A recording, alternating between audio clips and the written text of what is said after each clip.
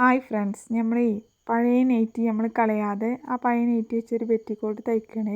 ചെറിയ കുട്ടികൾക്ക് ഒരു 3 വയസ്സായ കുട്ടിക്കൊക്കെ ഇടാൻ പറ്റിയ പെറ്റിക്കോട്ടാക്കിയിട്ടോ അല്ലെങ്കിൽ ഫ്രോക്കായിട്ടൊക്കെ ചെയ്യാം. ഇത് ആദ്യത്തെ ഞാൻ പെറ്റിക്കോട്ടായിട്ട് ചെയ്തതാണ്.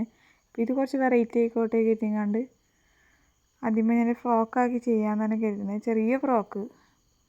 അപ്പോൾ കട്ട് ചെയ്ത് അതിൻ്റെ മേലത്തെ ഭാഗം താഴത്തേതും കട്ട് ചെയ്തെടുത്തേക്കണം. എന്നിട്ട് ഞാൻ അതിൻ്റെ സൈഡും കട്ട് ചെയ്ത് ഇങ്ങനത്തെ ഒരു പീസാക്കി എടുത്തേ. രണ്ടും സാധാ നമ്മൾ നെയ്റ്റിക്കൊക്കെ മടക്കണ മാതിരി മടക്കിയിട്ട് 2 പീസും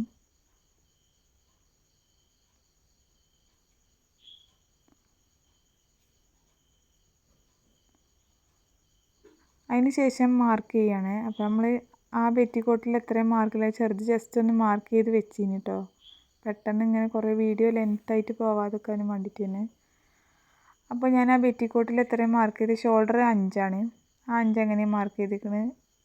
നെക്ക് 2 ആണ്, 2. പിന്നെ നെക്കിൻ്റെ ഇറക്കം 3.5. അത് ബാക്കും ഫ്രണ്ടും ഒരേപോലെ അത് മാർക്ക് ചെയ്തിരിക്കണം കേട്ടോ. അത് അങ്ങനെ ഒരു ബോക്സ് മാതിരി വരച്ചതിന് ശേഷം കറക്റ്റാണോ ചെക്ക് ചെയ്യുക. അപ്പോൾ നമ്മൾ കറക്റ്റിൽ കിട്ടും. ഷോൾഡർ 5 മാർക്ക് ചെയ്തുകൊണ്ട് അവിടെ ഒരു 1/2 ഇഞ്ച് തയ്യൽ തുമ്പ് വിടുക. അതിന് ശേഷം 5 താഴേക്ക് മാർക്ക് ചെയ്യുക.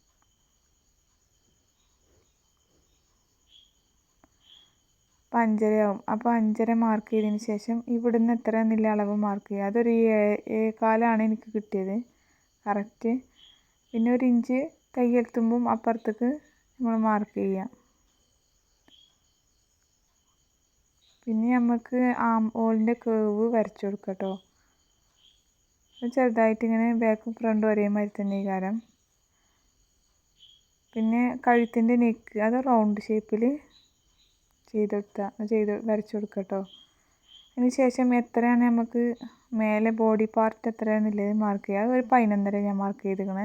തയ്യൽ തുമ്പ് അടക്കം താഴെ നമുക്ക് തയ്യൽ തുമ്പ് വരും, മേലെയും തയ്യൽ തുമ്പ് വരും.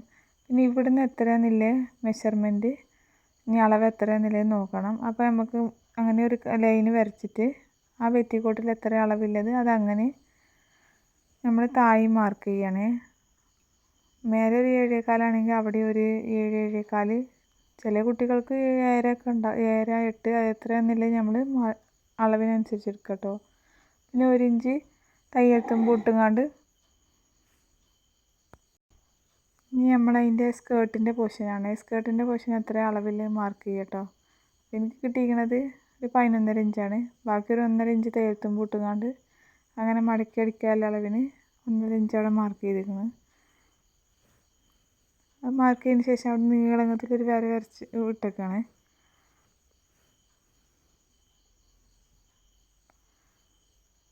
അപ്പോൾ ഇത്രയുള്ള അതിൻ്റെ മെഷർമെൻറ്റ്.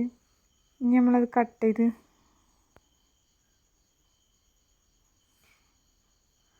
അതിൻ്റെ മേലത്തെ ഭാഗങ്ങളും അടിയത്തെ ഭാഗവും കട്ട് ചെയ്തെടുക്കുകയാണ് കേട്ടോ.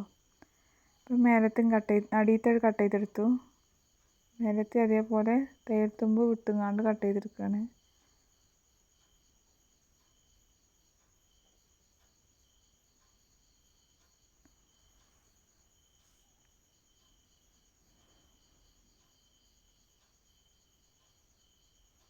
ഇനി നമ്മൾ 2 പീസും വിരിച്ചിട്ടിട്ട് അപ്പോൾ 2 പീസ് എടുത്തു കഴിഞ്ഞാൽ അടുത്ത് ഫ്രില്ലിൻ്റെ ഇങ്ങനെ വെച്ച് നോക്കുക കറക്റ്റാണോ എന്ന്. കറക്റ്റാണ്. അപ്പോൾ ഇതിന് ഇവിടെ ചെറിയൊരു ടക്ക് ഇട്ട് കൊടുക്കുക.